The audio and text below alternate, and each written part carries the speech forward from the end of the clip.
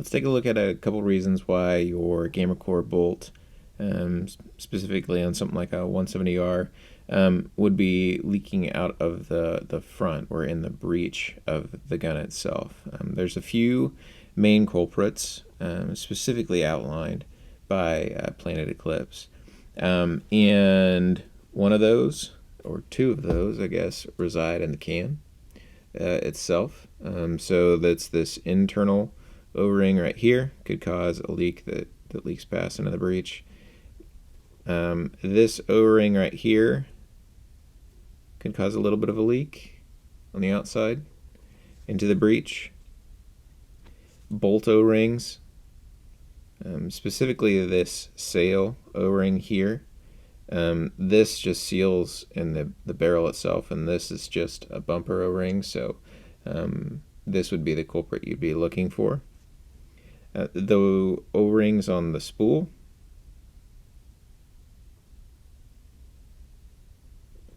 and then finally the O-rings on the bolt guide itself. Now, as far as like distance of movement and probably stress on the O-rings, the first culprits that I'd really look for are this internal one, because it is going to pull in debris as the bolt cycles back and forth, and it's going to have quite a bit of stress and damage or brunt force done to it. The other ones are really these bolt guides, because this bolt is consistently going back and forth on this bolt guide, and again there's the possibility of pulling some debris and riffing those a little bit too. Usually this sail O-ring is pretty safe. This external O-ring is non-dynamic, so unless you're nicking it, putting it in, or you've got some debris on it as you put it into the bolt or the gun itself, not a big issue.